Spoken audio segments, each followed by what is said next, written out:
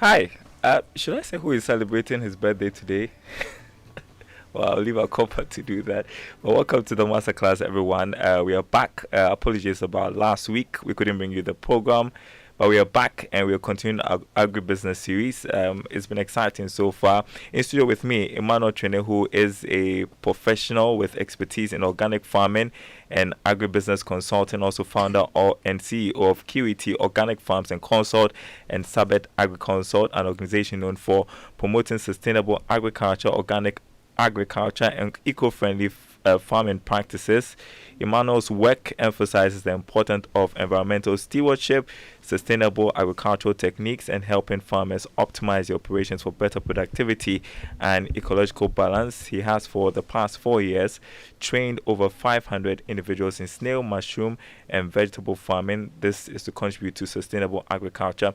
He took us through vegetable farming for 2 weeks, and he's back in the studio to take us through mushroom farming. How has your week been so far, Emmanuel? Stressful. Stressful. Wow. Don't worry. This program is going to allow you to de-stress. Yeah. But let's do the formal things. Yeah. My name is Daryl Kwawu. In for your banner for this show produced by Sarah Josu. She's a very important personality in this organization, and she makes things happen. And in the back room, Oliver, the birthday boy. Oh, sorry, I wasn't supposed to say it just yet, but I have. All right, and so we are going to start our conversation on mushroom farming. Okay, this program is brought to you by Masterclass. What did I just say? It's brought to you by Guel. It's confusion when you're talking about Oliver's birthday, right? Masterclass is brought to you by Guel, Good Energy, Guel, Yenara. It's excitement, guys. Leave me alone.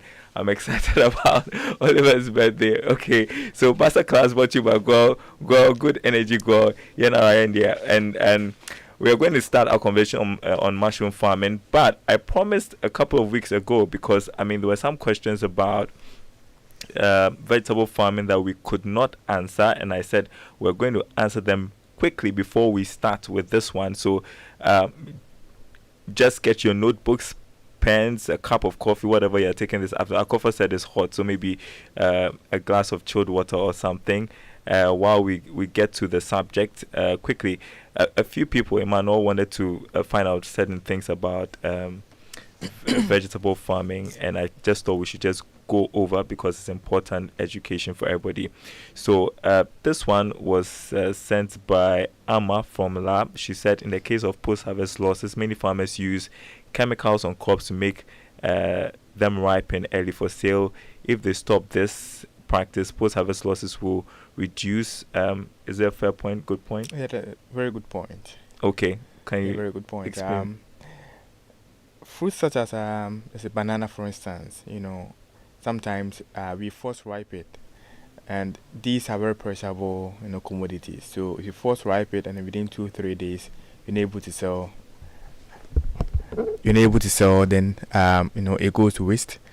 And so it's very true. Very true. She made a very good point. Jesse from Sakumano said, insightful discussion on vegetable farming masterclass. Can your guests give examples of materials that can be used for mulching vegetables and organic weedicides and pesticides that can be used on the farm? Yes, so there are plastic mulch which you can use.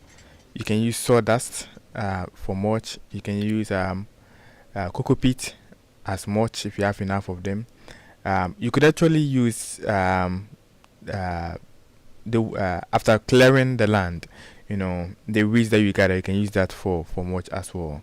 So there are a lot of alternatives that you can use. Okay, this one from Joseph Ajiman from Committee 9 Tema, also known as Ajingo, said, good afternoon, Masterclass. It's another great topic. My question, is it always advisable to grow vegetables at a low land or water area? It's not really advisable. If you want to grow vegetable on a low land, then you should consider the topography of the land that you have, because if it's a very low land which has a steep up there, what it means is that when it rains, erosion would take place, and if you're not careful, it would destroy the farm that you have downstream. So it's not really you need to really consider the topography of the land, and then the closeness to the water body. I think we mentioned in the first masterclass that it shouldn't be a waterlogged area. If it is a waterlogged area, then you need to consider the type of vegetable or crop you want to do. All right. This next question from James. I'm a vegetable farmer. I love farming. I want to go into full vegetable farming. How can I get help? My question is it right to use normal tap water for your farm?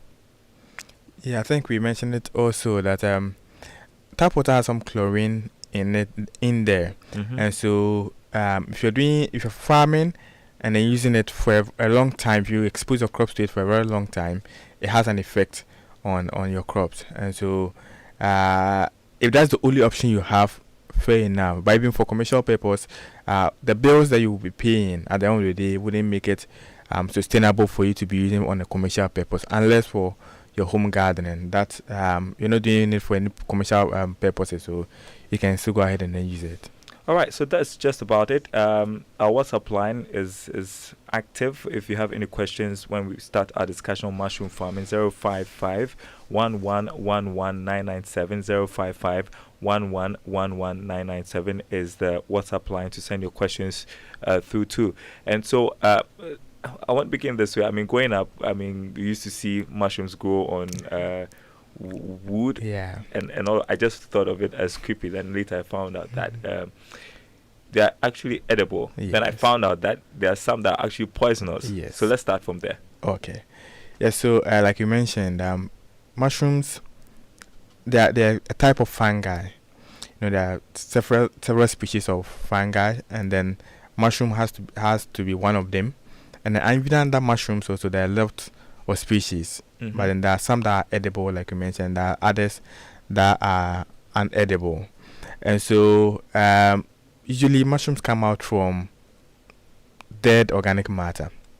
And so as you have organic matter around, as they're decomposing, one of the processes or one of the byproducts that they could produce is mushrooms. And then this also happens when usually when there's the soil or the substrate which is growing from is fertile enough to support its growth. And so any environment that allows for fungal growth, mushrooms can grow there. So if you realize, even when you buy kenke and you keep it there for some time, you start seeing some mold growing around it. That's a form of fungi also. And so as far as the conditions around it, surrounding it is perfect for it, it will grow. So how do you determine mushroom that is edible and one that is not? Okay, so that's one of the most difficult things to do, identifying it by eye. There are some mushrooms that we thought were unedible. Later on, it came out that after a lab test, it came out that they were edible. In fact, they didn't have any effects, and in fact, they had more nutritional benefits than even what we thought were edible. So just by eye, watching it and then saying this is edible and this is not edible is quite difficult to do. So usually what I advise people is that if you're not too sure about it, don't consume it. If you are not too sure about it, traditionally people will say, if you see a mushroom that you do not see houseflies hovering around it, it means that it's unedible. However, that is not proven scientifically, and so maybe we can use our traditional intelligence to go by that and say, okay, once there are no insects around these mushrooms, once there are no houseflies around these mushrooms, once any other living organism is trying to avoid it, then probably it may be poisonous. Because if it is something that they can consume, they would have gone closer to it. And so maybe we can be using that to draw some conclusions. But then, like I said, it's not scientifically proven unless taken to a lab to. I find this pretty dicey because if I want to go mushroom, and I can't tell by the eye which mushroom is edible and which one is not. So how do the mushroom farmers determine what sort of mushroom to go? Okay, so research has proven, or research has shown some types of mushrooms that are edible. And so in Ghana, for instance, what we're able to grow at the moment is oyster mushrooms. There are other mushrooms, chaga mushrooms, lion's mane, domo, the normal one that we find in our rural areas. When after permanent harvest tapping their wine, they allow the palm to start rotting, and then you grow some mushrooms from it and all that. Others we get from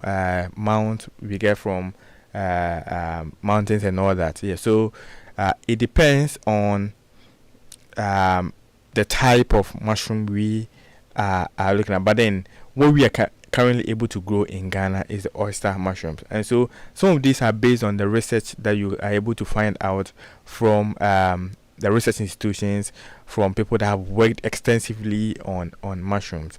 And so, like I said, we can't rule out that some are poisonous, but then you can also just look at it and say, oh, this looks poisonous, without any fact to prove to it. Talk to us about the nutritional benefits of mushrooms. In fact, mushrooms has a bundle of nutrients. A research I read some time last year indicated that, in fact, to the protein content of mushrooms that you could get from eating, let's say, 1 kilogram of mushrooms, 10 full chicken wouldn't be able to give you that equivalence of protein. And so it's very proteinaceous. And also, just yesterday, a research I did also indicated that mushrooms is able to cure cancer.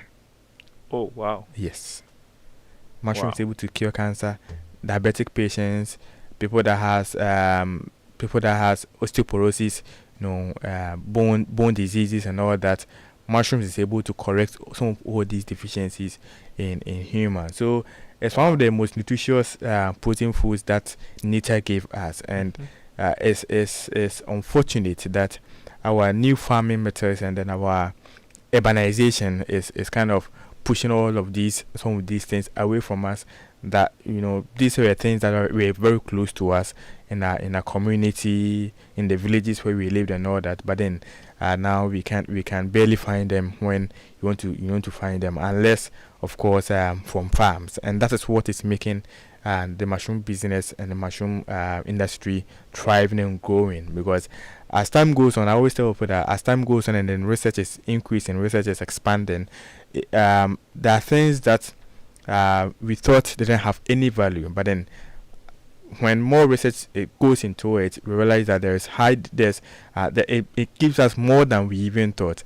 And then once that happens, it creates an opportunity for business people to invest into it, because once our eyes are opened on that, the demand for the product becomes high, and so definitely it's going to create an avenue for businesses to also thrive and then do that. Yeah. So how big is mushroom farming in Ghana? To be frank, I think we import over 80% of mushrooms. We import? Yes, in Ghana. Wow. So when you go to all the shopping malls or the supermarkets, most of the mushrooms you see there are imported. Wow. Yes. 80%? Or even more are imported. And so is it the case that it's not a lucrative business? It's a very lucrative business in Ghana at the moment, and the demand of it, the demand for mushrooms keeps increasing. I think I mentioned it last time that people are getting one thing. COVID showed us all Ghanaians and even globally is about taking care of our health, taking responsibility of our own health. And so now people are very conscious of what they take in and what they feed on. And that is what is making some of these businesses thrive more, and the demand keeps increasing. And so it's very lucrative business to do in Ghana. But then the education is really not there enough. So a lot of people are not. Yeah, I guess people don't know the value exactly. of mushroom. Like I'm hearing you talk about how helpful it is in helping people with cancer, for instance. Yes. I mean, if you have that knowledge, you know that this is something that should be in high demand. So people don't really know about how lucrative it is. Exactly. And then most of us, or most people, are also not looking at it from a business point of view. In Ghana, once we talk about farming, people are looking at either poultry, piggery, maybe some may consider vegetables, and then maybe a tree crop. And these are what we know to be farming in Ghana. And so some of these things that I call them contemporary agriculture are coming up, and then people are making a lot of money from it outside of the country, in different countries. We don't really give a lot of attention to it, but I think now things are changing because people are really investing.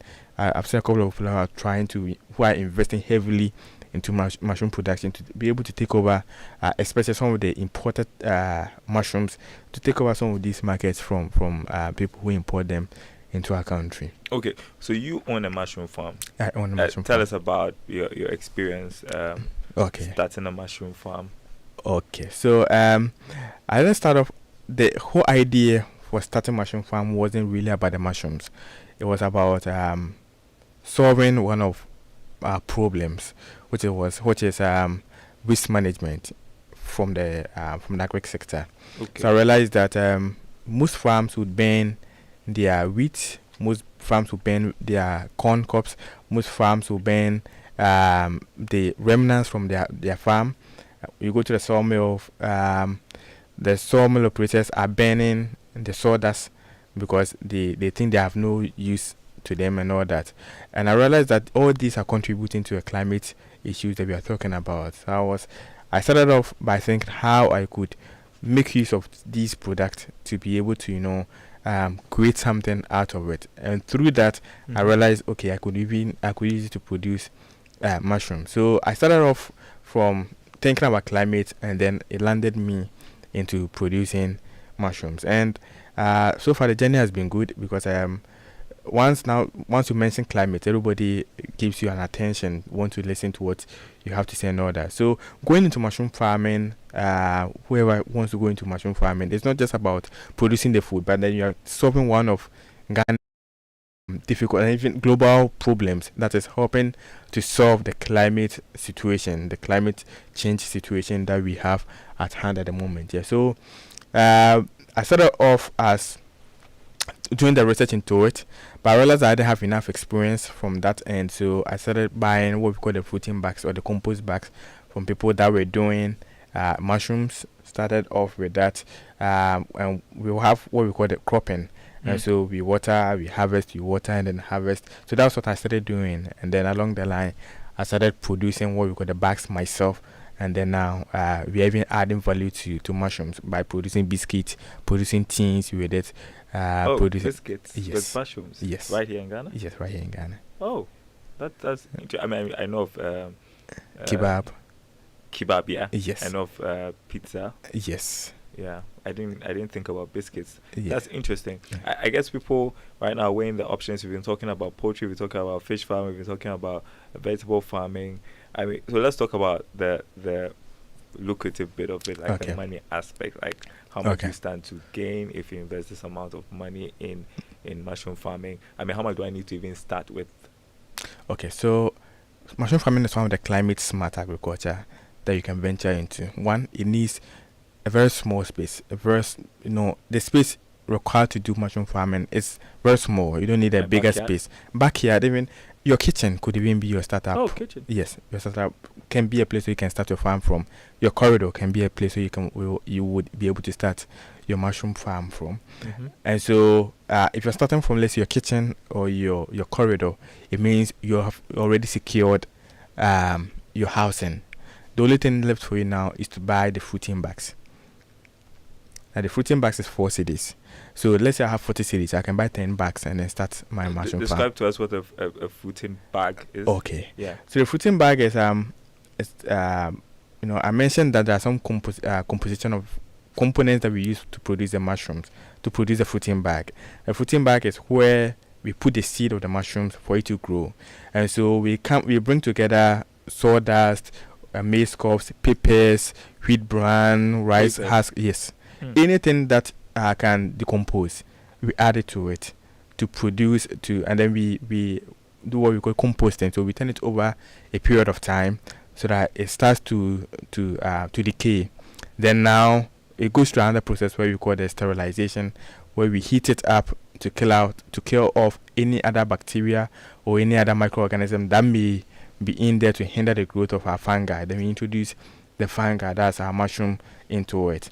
And so starting it from the scratch, I would advise that we didn't go through all that lengthy process. So you get a farmer who does all that, and then you only buy the bag from the farmer and start it up from your farm, either your corridor or your kitchen. With that, when you have 40 cities, like even 20 cities, it means you can get 5 bags. 20 cities. 20 cities. Okay, one goes for 4 cities. Yeah. Yes, so you can get 5 bags to start your farm with. Personally, I started with 100. By then, it was sold as 2 cities. So I started with 100, and then with time, and now we are producing over 4,000 within a week. And so you can start from there and then be building up over the period. Now, each fruiting bag is supposed to give you a minimum of half a kilogram of mushrooms. Each bag is supposed to give you a minimum of half a kilogram of mushrooms. And so at the moment, the buying price of mushrooms is 40 cedis per kilo. And so if you bought a bag for 4 cedis and you're getting a half a kilo, that means you are getting 20 cedis. So you bought a product for 4 cedis and making 20 cedis out of it within a period. Exactly, within a period of 6 to 8 weeks. We're making this much from the harvesting period. Yes, so you're going to harvest for 3 months continuously. Wow. So, yes. So once it's there, the only thing that you need to apply to it is to give it water. No fertigation, no pesticide application, nothing. There's nothing like vaccination, nothing. It's just the only product or the only item or the only chemical you're going to apply to it is water. Just apply water to it and it's going to fruit. Just like it happens in the wild, As far as when it rains, you're going to see mushrooms sprout from the forest, some of the forest areas, some areas that you could see that there are a lot of dead organic matter, tree branches, leaves falling and then trying to decay. That's where you find mushrooms growing. And so once it rains, mushrooms are going to grow from these areas. And it's the same principle here when you're doing mushroom farming. So as far as you put water on it, it's going to sprout and then give you mushrooms. Okay. So 4 cedis. Yes. You're getting like 20 cedis. Yes. As what the profit you're making for as a revenue. As a revenue. So let's take out let's say you buy a rubber to package it. Let's say 1 cedi for the packaging material. You bought a bag for 4 cedis. Let's say water bill goes into it for about, let's say 2 or 3 cedis for the period because just 1 bag, and then the rest becomes a profit. So you're spending less than 10 cedis to get 20 cedis. Well, I mean, you're talking about, starting from, let's say, your kitchen, your backyard. What's it also like doing large-scale production? Because I visit a mushroom farm. It takes some work that's in it. Yes. So I always say that agriculture is a game of numbers. The bigger you do, the lesser your cost and the higher your returns. That's how agric works. So, for instance, let's say if you're doing vegetables, and then if you could have 2 labor to work on 1 acre, and you can have the same 2 labor to work on 3 acres, and the output may be almost the same. But if you're doing 3 acres, it means that you're going to have a higher returns than someone that did 1 acre. So that's how agric plays. It's kind of it's a numbers game. So if you're doing on a larger scale, the higher or the larger you do, the lower the cost. So for instance, if you're starting with say 2,000 bags from the farmer, the person could say, okay, if you're buying 2,000 bags, then let me give it to our 3 cities. That means instead of buying at 4 cities, you're buying at 3 cities, and then you're making you're getting a discount of about 2,000 in between. Right. Yeah. So and that comes back to add up to your revenue or comes back to add up to your profit that you're going to be making. And so if you are doing it on a larger scale, it depends on what structures you want to do. I always say that mushroom farming is a sustainable agriculture, and so you try as much as possible to use stuff that are just around you, things that are not expensive to use. So, for instance, bamboos. You could use bamboos to make your structure. Use a thatch, the raffia mat as the roof for it. You could use some old iron sheets to cover it. It doesn't need any sophisticated, structures to be able to do mushroom farming. And so you don't need to kill yourself or invest so much into the structure. I always tell people, don't kill yourself investing so much into the structure when what is really going to give you the revenue, you haven't paid attention to it. Because at the end of the day, you need to pay more attention to what is going to give you the revenue rather than the structure. When the money comes, you can now focus on the structures. But then in the beginning, focus on how many bags you can buy. Because like I said, if you're buying more, definitely the person will want to reduce the price for you, and even your cost of transporting it from the farmer's farm to your end it's also going to reduce. Let's say I'm bringing it to you from Insawam. You're going to if you are buying 100, you will still may need an aboboya or tricycle to move it. This same aboboya or tricycle will be able to carry about 500 or 600. So why not buy 500 and rather buy 100 and pay the same for transportation cost? So invest more into what would be rather what would rather give you more revenue than what will be structured sitting down, and then in the long run it will take you time to even recoup that investment. Okay, you're listening to the Masterclass on Joy 99.7 FM. We are discussing mushroom farming. We just got started talking about what you need to start a mushroom farm, what you stand to benefit as revenue from mushroom farming, and it sounds pretty lucrative. So if you're still weighing on your options, I think mushroom farming is something you can explore, especially as you mentioned that we import 80% of it, so that tells you that there's demand for it, but that's that we are not able to produce it locally, and so there's like a huge market for it if people decide that, well, this is something I can also venture into. We are going to continue our discussion on mushroom farming after this short break. You can join us by sending your questions in the comments to our WhatsApp line 055 055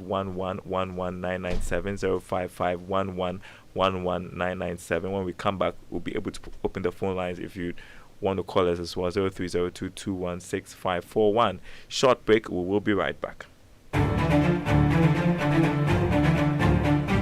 Your favorite on-air business development program, Joy Business Masterclass, is in session, and you can interact with us on Facebook via the Joy 99.7 FM or Joy Business pages. If you tweet, the handle is at Joy 997 FM or at Joy Business GH. Don't forget to hashtag JB Masterclass. You can also call us on 0302 216541 or send your questions and contributions through to the WhatsApp number 0551 111997, and our facilitators will address your concerns. Attention everyone, class is in progress. Okay, welcome back to the Masterclass. Hope you're able to grab some chilled water. Like Akofo mentioned, it's pretty hot out there. So welcome back to the program. Just so you know, the WhatsApp line is active 055 1111997 055 1111997. If you have any questions on mushroom farming, we'll take that in the course of the program. Just to remind you that the masterclass is brought to you by Gwel Good Energy. Gwel Yanara. Now, Good Energy brings you Gwel Super XP, the ideal choice for most vehicles. It is flowing wow at many Gwel stations in the country. Just go fuel up your vehicle and enjoy the smooth ride with all the benefits. Gwel Super XP is quality and gives you the correct choice when buying regular fuel. Gwel Super XP is fortified with a special additive that gives longevity to your engine, makes your engine perform to the max using minimal fuel, and it is suitable for most vehicles. As you journey the road, look out for Gwel stations with the Gwel Super XP sign and go fuel up your vehicle. Gwel Super XP, ufilia, ubefili. Gwel Good Energy, Gwel Yanaya. Now, is it back? Yes, it is. After a 4-year hiatus, the Joy Sports Invitational Tournament is making its much anticipated return, ready to ignite the passion of corporate sports enthusiasts across Ghana. From the dazzling display of corporate colors to the electrifying energy of non-stop cheering to the CEO's penalty shootout, men's football competition, women's penalty shootout, mixed 4x100-meter relay, basketball shooting, mixed volleyball, women's 50-meter dash, men's 100 meters, mixed sack relay, lime and spoon relay, Scrabble, and many more. Mark your calendars for Saturday, October 26, 2024, as the University of Ghana Stadium, Legon, will be transformed into a vibrant arena of competition and corporate pride. The Joy Sports Invitational Tournament is brought to you by Joy Sports. Joy Sports, the thrill of the game. Okay, and so we are heading back into our discussion on mushroom farming. I want us to talk about, because we don't have so much time, I want us to talk about keeping the mushroom farm. But first of all, I mean, how much training do you have to undergo to be able to start the mushroom farming? How important is it to train? Okay, so like I mentioned, at the start of my journey in mushroom farming, I was doing a lot of research, but then I didn't have the practical understanding of how some of the things even okay, and so I needed to go back and then seek for training and seek for some knowledge, and so training is an integral part of mushroom farming. Mm-hmm. Like I mentioned, you're going to deal with fungi, and these are microorganisms that you're going to be dealing with. And so you need to be able to know even what temperatures that they will be able to thrive. Exactly. What environment will they thrive? What composition do you need? Even the housing. What do you need to put into the housing? With what you already have. That maybe you have a housing unit already that you want to use, but do we need to do some work on that housing unit that you have to be able to do it commercially? I always say if you're doing it commercially, it's different from when you're just doing it for backyard and then doing it for your kitchen and then some few family and friends, and that you don't really pay a lot of attention to some of the things. But if you want to do it as business and then grow with it, then it means that you need to pay attention to almost every little detail. So having the training is an integral part of starting a mushroom farm. And then also you need to be able to understand even then the market dynamics also. Here market also comes in again, especially during the dry season. Just like in the vegetable farming, during the dry season mushroom prices go up. The reason is that some farmers food up, but then mushroom is something that you can do all year round. But due to some reasons, some farmers will either reduce production or will close down completely. The reason being that especially like a sunny day as it is today, mushrooms don't want this type of environment and this type of temperature. They want mushrooms want a cold environment. Right. Yes. So if the temperatures are that warm and then you're not able to take care of the environment properly, it means that you may be at a losing end. And so during this period, some farms may even decide to close down completely and then restart it again during the rainy season. But then, like I said, you can do an all year round farming without having to close down. And so you need to be able to understand even that the market dynamics and then to be able to know what time is good and what time is best for you to start. All right. Remember, we are picking your questions on 055-11-11997, Ellen from Hacho says, good afternoon, listening to your mushroom program. How do I reach the consultant? Emmanuel will share his contact when we are done with the discussion today, so stay tuned for that. Can we take the other one? All right. This other one says, good afternoon, listening to you. Okay.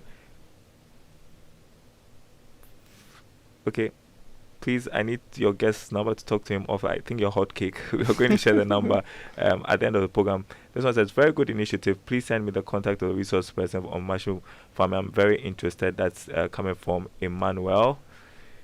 Okay. Next message says, good afternoon, Masterclass. I started a snail farm, but they all died. Can I start the mushroom in the snail pen? I think that's a good question. Yeah. Yes. I wouldn't advise unless for backyard. The snail pens are constructed. Okay, I don't know the type of snail pens he did, but then some are smaller cages, and usually they are built on the floor.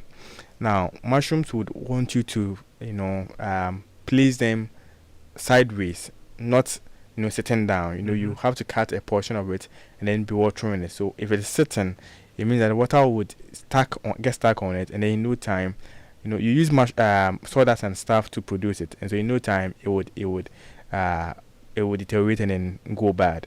And so you wouldn't want to put your mushrooms in the snail pen, which when you're watering it, it's going to get stuck around the bag.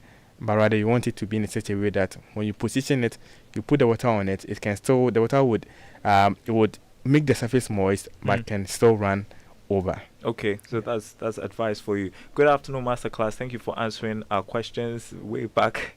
Today, my question is: what are some of the challenges in mushroom production, like some disease outbreaks that occur in a poultry farm? That's Joseph Ajiman from Tamakom 9, also known as Ajengo. Yeah, so like I mentioned, in mushroom farming, there's nothing like vaccination. There's nothing like disease spread. There's nothing like disease spread. No.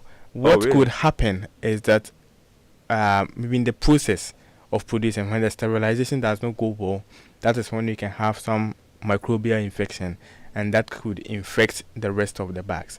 But once it's opened, it's quite difficult for you to attract any diseases to your mushrooms. All right. Can we do some more questions?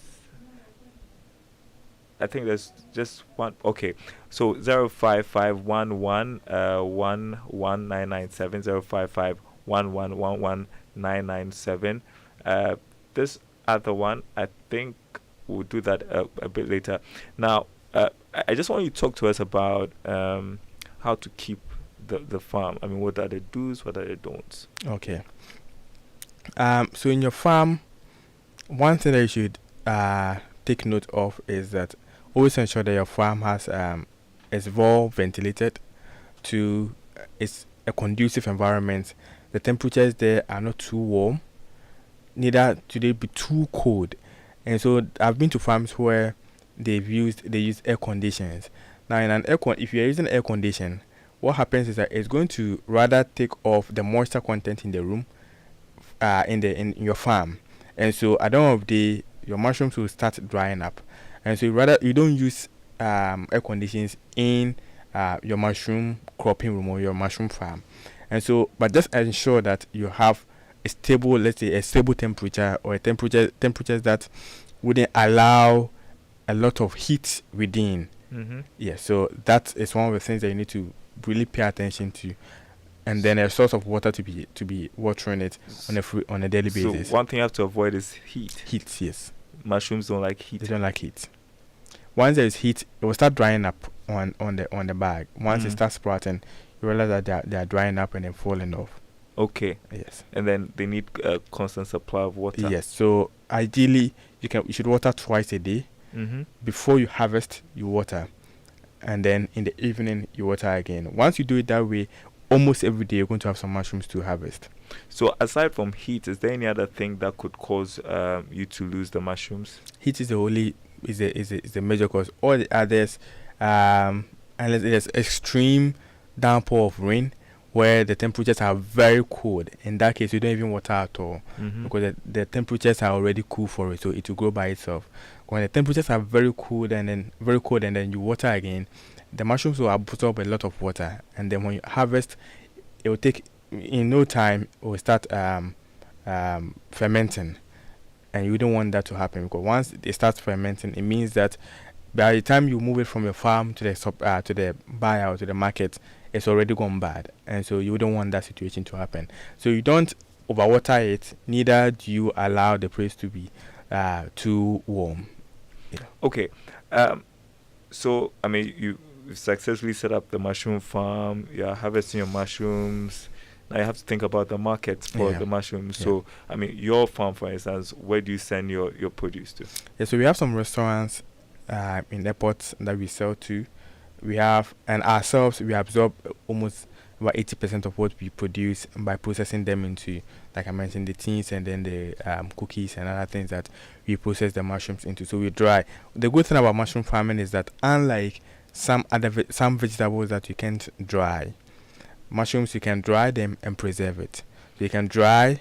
Yeah, I think it's very important that you brought this up, because usually when you have farm, you have to think about post-harvest losses, and so I mean, for how long can you keep the mushrooms so you don't lose them? Okay. I mean, if you are not going to add value or process, yeah. So in a fresh state, it could be in the fridge for 3 weeks to 1 month, and then it will still look fresh. On the other hand, that's typically the way to keep the mushrooms. It should be in the fridge. Yes. On the other hand, also you could dry them, either sun dry, solar dry, oven dry, any form of drying that you have access to. You can dry it, and then that could be there for over a year. That's what happened to it. And then you can further make it even into flour. You dry, you mill it into flour, and that could be there for 2, 3, 4 years. Nothing will happen to it. I'm interested in how you turn them into biscuits. What you do with them? Yeah, so we use the mushrooms and then a bit of cassava flour, and then we use date syrup. We mix it up, and then we add some few other ingredients in there too. But then the active ingredient in there is the mushrooms, and it comes out just like eating either a biscuit or a cookie. Yeah. Okay. I know you mentioned that, I mean, we import about 80% of it. And so what are the opportunities for export, really? I mean, seeing that we import 80% of it. In fact, should anybody be thinking about exporting? It's a product that is a very exportable product, let me put that way. Somewhere before 2020 COVID, 2019 thereabout, we had an order from UAE, where they wanted 40-footer container of UAE. Yes, of mushrooms, dried mushrooms from Ghana. In fact, if you combine all farmers in Ghana, there's no way we're going to be able to produce and supply. Yes, that's like some great opportunity. Yes. So it's a great it's an exportable product, whether in raw state or in a processed form. It's an exportable product that we can look into it as well. I and from the look of it, it's not as stressful as other things, right? Because you mentioned there are no diseases to worry about. You have to ensure that they are not being, if I should say, burned by heat. And you have to ensure that there's constant water supply. And that's, you can do this in your back room, you can do it in your kitchen. Exactly. And all of that. I mean, what are maybe...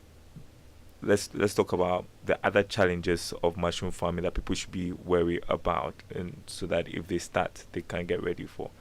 Okay, so the number one challenge is the heat, and then which we've talked about. Yes, and then the other will be microbial infection, especially if you want to start from the scratch and then produce your own bags. Then you need to be extra careful, especially with the employees you're using. I've noticed, or I've seen in the farm where we're doing the bags, some of the guys went to town, came back. Now they were going to put the seed into the bags.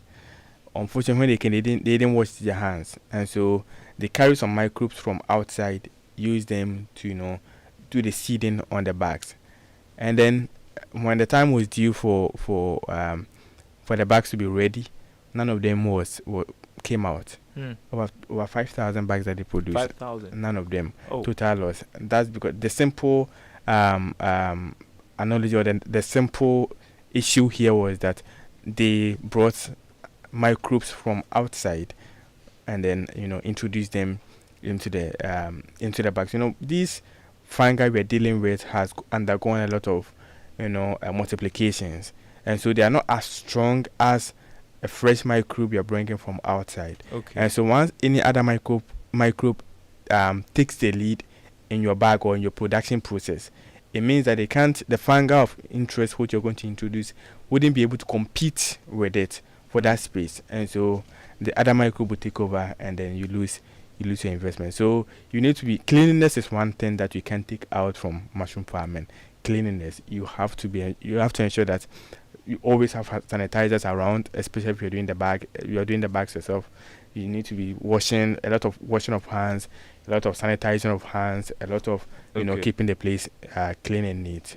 All right. I mean, we are out of time, and so I want to ask you your last words. I mean, my takeaway is if you're investing 4 cedis and buying the food bag, you're getting 20 cedis as revenue, and that's good business. I think. Anything you want to say finally for anybody who is interested in mushroom farming? So I would want to say that the agri space has a lot of opportunity for a lot of people, for almost everybody. It can accommodate almost everybody. It has a whole lot of, the chain is quite too long to accommodate all of us. And so let's not focus on just poultry, piggery, and then the crop, the cash crops.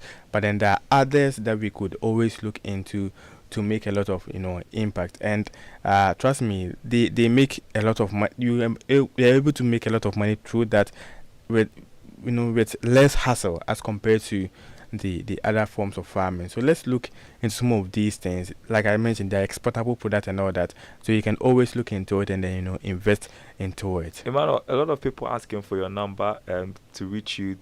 I guess a lot of people are interested in mushroom farming and haven't heard what you have to say this afternoon. How did they reach you? So our number is 0554 121 998. 0554 121 121 998. 998. Yes. Great. And so that's how to reach Emmanuel for some more questions if you do. And that's the Masterclass. Thank you all for listening. The Masterclass brought to you by Gwell Good Energy, Gwell Yana in the show produced by Sarah Josu. Thanks to the team at the back. She doesn't want me to say it, but yeah, the producer of the program. So and happy birthday once again to Oliver. Oliver helps us with all the social media work and the streaming. And so, speak of streaming, you can always go back to Facebook and catch a repeat of this conversation we had on mushroom farming, just so you can get updated with the notes. Also on YouTube as well, I believe. Okay, that's it for the masterclass. I'm handing it back to Akofa with more of Ignition. Don't go anywhere.